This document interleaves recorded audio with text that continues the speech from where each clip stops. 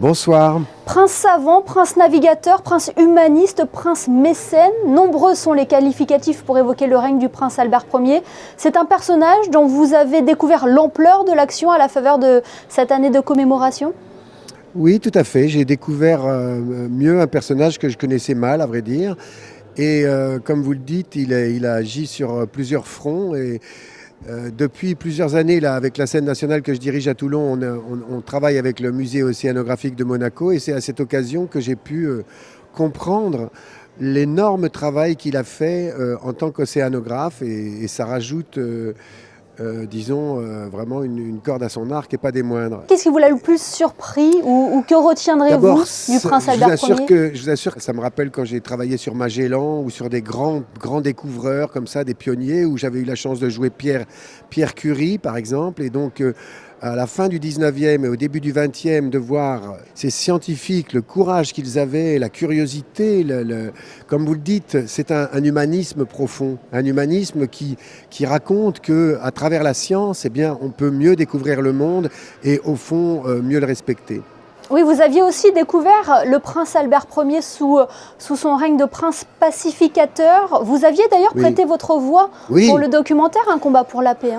Ah oui, pour moi, c'est l'année Albert Ier, c'est clair.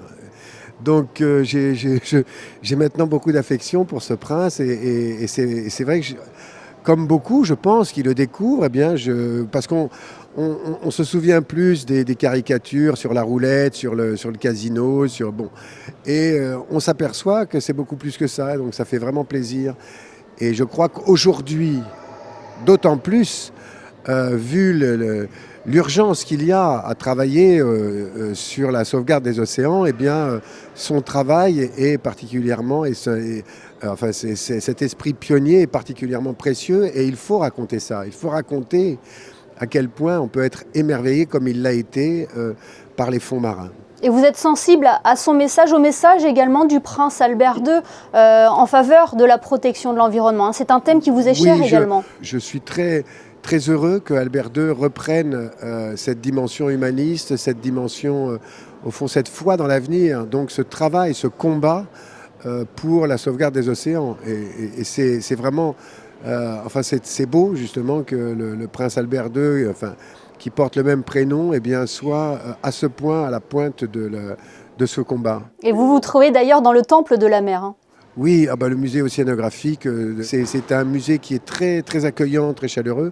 Donc nous, avec la scène nationale de Toulon, comme on a une thématique qui s'appelle Passion bleue, justement pour éveiller la curiosité, l'émerveillement de la mer, il était logique qu'on devienne très copains avec le musée océanographique, et c'est le cas. Charles Berling, on a le sentiment que Monaco et vous, c'est une très belle histoire d'amitié, c'est le cas ?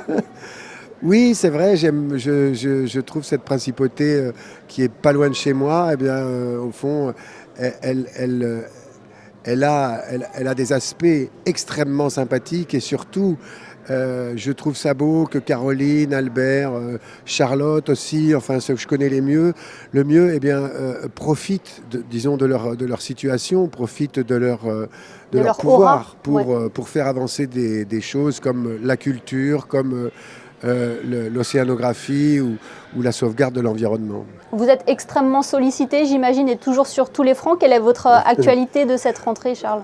Là, je travaille pour Apple TV. On fait une série sur Coco Chanel et Dior, donc c'est tout à fait passionnant. Et puis, j'ai la chance là de participer. J'étais hier à la Trinité-sur-Mer, puisque je tournais avec toute l'équipe de Géraldine Danon, puisqu'on fait un film sur cette immense navigatrice qui était Florence Artaud. Donc je suis très heureux de participer à ce tournage. D'ailleurs, on va aussi tourner vers Porquerolles et Saint-Mandrier, on va en Guadeloupe, c'est un tournage magnifique.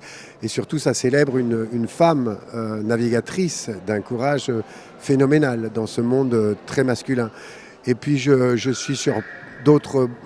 évidemment, je m'occupe de ma scène nationale avec beaucoup de passion. Et puis, je travaille également sur 3 pièces de théâtre, même 4. Et pourquoi pas un film aussi sur le prince Albert Ier pour faire connaître au grand public le prince qu'il était ?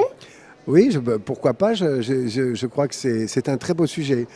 Moi, quand j'ai découvert le livre, C'est du Jules Verne, quoi. C'est extraordinaire. On est comme des enfants à suivre le récit d'Albert Ier à travers les océans, ses combats, ses naufrages presque, ses découvertes, son émerveillement absolu.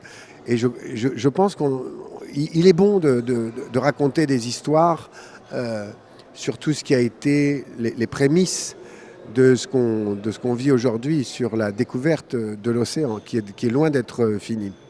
Eh bien, merci beaucoup, Charles Berling, de nous avoir fait l'honneur d'être avec nous ce soir sur Monaco Info. Merci. Ça me fait très plaisir. Merci beaucoup.